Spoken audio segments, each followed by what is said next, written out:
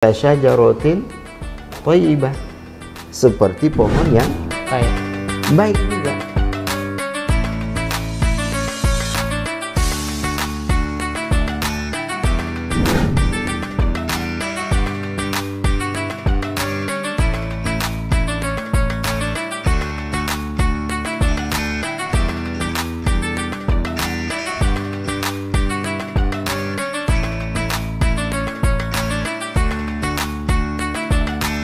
Warahmatullahi wabarakatuh. Pemirsa BMH TV dimanapun berada, alhamdulillah Ramadan ini kita semakin diberikan kekuatan oleh Allah, dan tentu saja masih bersama dengan kita dalam tadabbur harian Ramadan Baitul Mal Hidayatullah di BMH TV, channel yang cerdas menggerakkan. Pada kesempatan ini kita akan mengulas atau mentadabburi ayat-ayat yang mengajak kita untuk melihat antara fenomena alam yang Tuhan langsung berikan itu dan sebutkan, lalu apa relevansinya dengan kebutuhan kita terhadap iman dan kebaikan kehidupan kita.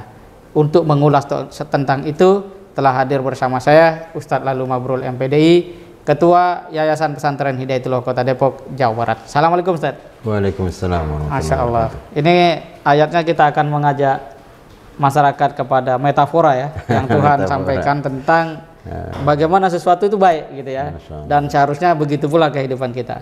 Silakan Ustaz. Baik, bismillahirrahmanirrahim. Assalamualaikum warahmatullahi wabarakatuh. Alhamdulillahi rabbil alamin, wassalatu wassalamu ala rasulillah wa ala alihi wa ashabihi wa mawalah wa ba'd. Para pemirsa BMH TV yang kami muliakan, alhamdulillah kembali pada kesempatan ini kami bersama Ustadz Imam sedikit kita mentadabburi surat Ibrahim ayat 24 sampai 26. Allah Subhanahu wa taala mengatakan, alam tara kaifa daraballahu masalan kalimatan thayyibah kasyajaratin thayyibah asluha thabitun wa far'uha fis sama' tu'ti ukulaha kulla hinin bi'idni rabbiha wa yadribullahu al-amthala lin-nas la'allahum yatadhakkarun wa masalu kalimatin khabisatin kasyajaratin khabisatin ijtussat min fawqil ardi ma laha min qarar, yang artinya, alam tara kaifa daraballahu mathala, tidakkah kamu memperhatikan bagaimana Allah telah membuat perumpamaan, kalimatan thayyibah kasyajaratin thayyibah, kalimat yang baik seperti pohon yang baik, asluha thabitun wa far'uha fis sama', akarnya kuat dan cabangnya menjulang ke langit, tu'ti ukulaha kulla hinin bi'izni rabbiha, pohon itu menghasilkan buahnya pada setiap waktu dengan izin Tuhannya. Wa yadribullahu al-amsala lin-nas la'allahum yatadhakkarun, dan Allah membuat perumpamaan itu untuk manusia agar mereka selalu ingat. Kemudian wa masalu kalimatin khabisatin kasyajaratin khabisah, dan perumpamaan kalimat yang buruk seperti pohon yang buruk, ijtussat min fawqil ardi ma laha min qarar, yang telah dicabut akar-akarnya dari permukaan bumi, tidak dapat tegak sedikit pun. Shadaqallahul azim. Ayat ini memberikan gambaran kepada kita. Kalau kita membuka tafsir, beberapa tafsir termasuk misalnya di Ibnu Katsir, banyak yang mengatakan, ya para ulama kita mengatakan bahwa kalimah thayyibah itu adalah kalimatut tauhid, la ilaha illallah, ya, kalimatut tauhid, la ilaha illallah. Adapun kemudian syajaratun thayyibah juga diartikan sebagai mukmin, ya, orang yang beriman. Nah, kita sedikit mengambil tadabbur dari ayat ini, ya, dari juga beberapa pendapat para ulama-ulama kita, kalimat at-thayyibah selain la ilaha illallah dapat juga berupa kalimat-kalimat thayyibah yang lain seperti tasbih, ya, lalu kemudian takbir atau tahlil, istighfar. Ini juga bagian dari kalimat thayyibah. Atau secara umum adalah sesuatu hal yang baik, perkataan yang baik. Nah, inilah yang kemudian dikatakan sebagai kalimat thayyibah. Nah, sedikit kita mengambil kata-kata kalimat atau kata, ya. Kata-kata ini kan kalau kita rangkai menjadi sebuah kalimat lalu kemudian menjadi sebuah diskusi, komentar dan seterusnya, sangat gampang diucapkan, ya. Sesuatu hal yang kita diskusikan. Jadi kalimat ini adalah suatu hal yang sering kita komunikasikan. Nah, kita diskusi seperti ini juga bagian daripada kalimat itu sendiri. Nah, idealnya kemudian orang mukmin itu harus melahirkan kalimat thayyibah, kata-kata yang baik. Nah, seperti apa kata-kata yang baik ini? Kalau Allah Subhanahu wa taala memberikan perumpamaan adalah kasyajaratin thayyibah, seperti pohon yang baik juga. Nah, Allah juga memberikan sebuah ilustrasi yang luar biasa. Bagaimana sih pohon yang baik itu? Asluha sabit wa far'uha fis sama tu'ti ukulha kullahinin bi'izni rabbiha. Jadi pohon yang baik itu memiliki akar yang sangat kuat, lalu kemudian juga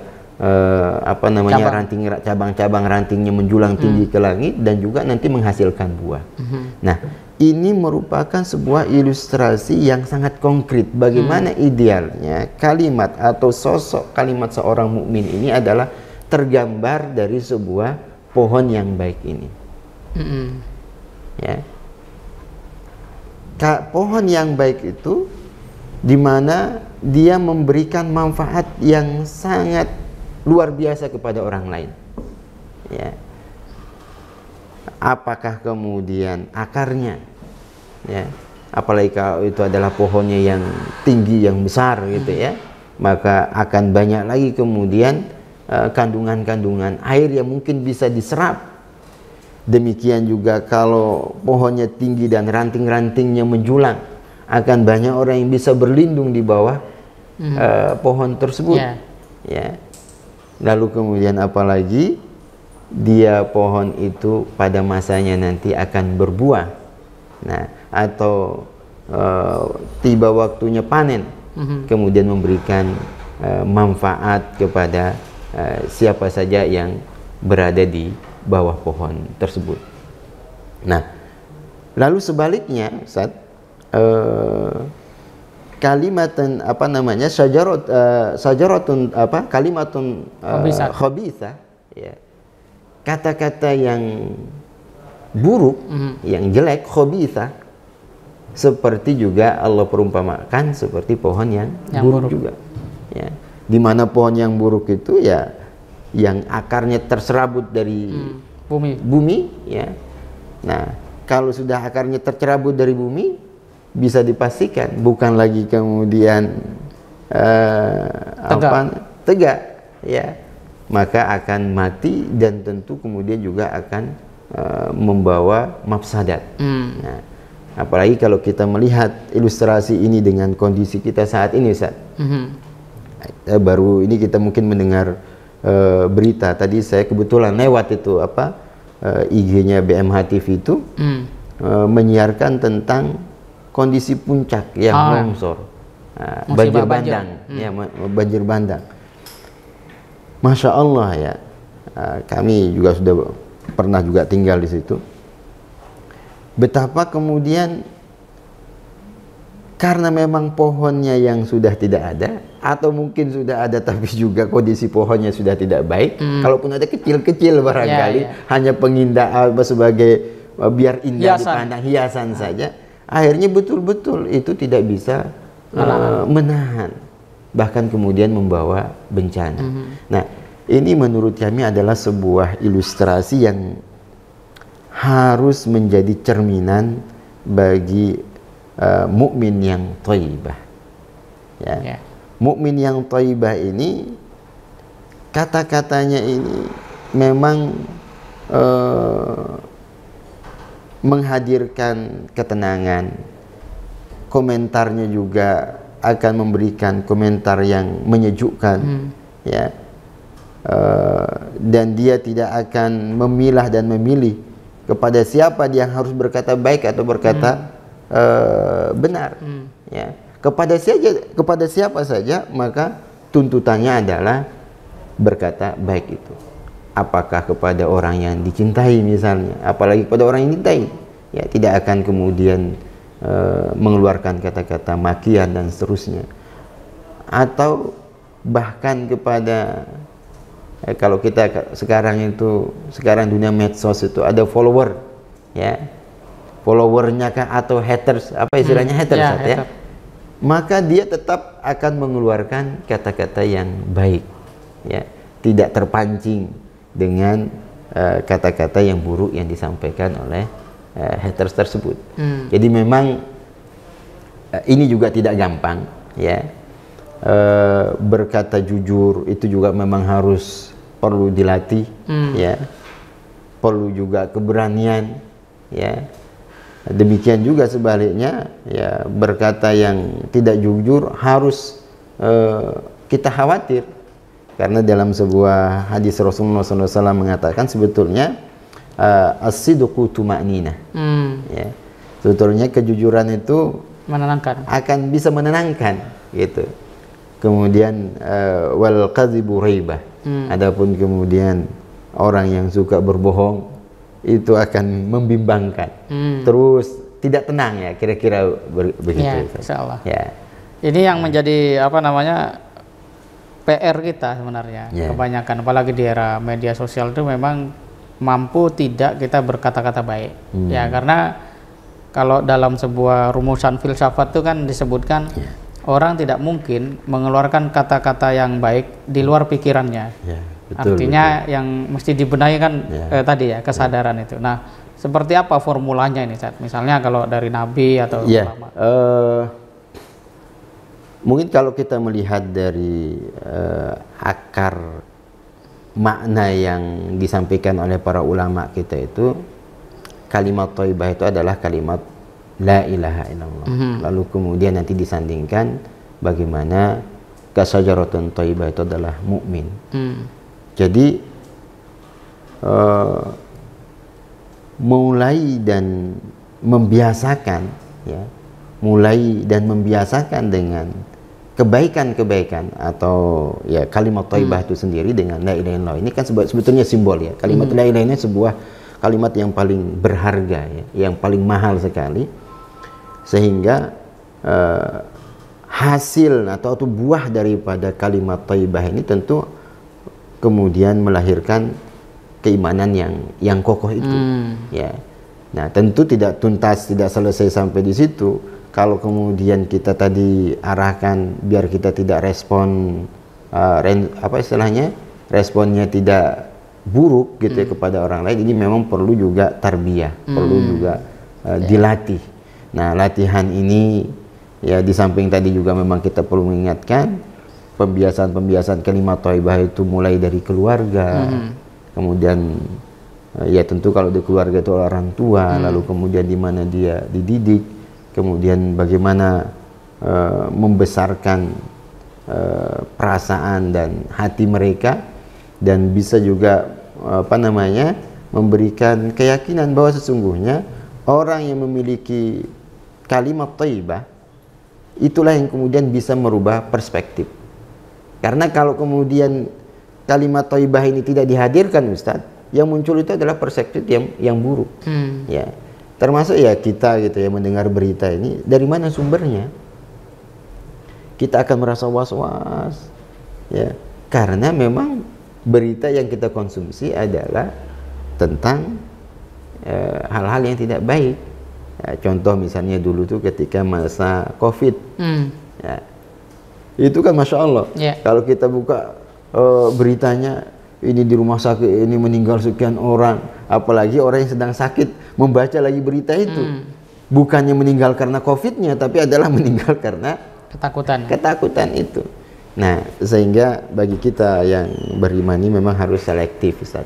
Karena ini juga akan membawa kebahagiaan bukan saja untuk diri kita, tentu juga akan kebahagiaan untuk orang lain kalau kita berkata yang baik. Tapi sebaliknya, kalau kemudian kita mengeluarkan kata-kata yang tidak baik, bukan saja akan kembali kepada diri kita, bisa juga akan mencelakai orang. Dan betapa banyak ini akibat pemberitaan yang tidak selektif, lalu kemudian respon yang sangat cepat tanpa berpikir panjang, akhirnya terjadi kegaduhan dan terjadilah apa yang tidak kita inginkan, dan banyak itu terjadi seperti itu. Kurang lebih seperti itu. Oke, mantap Ustaz.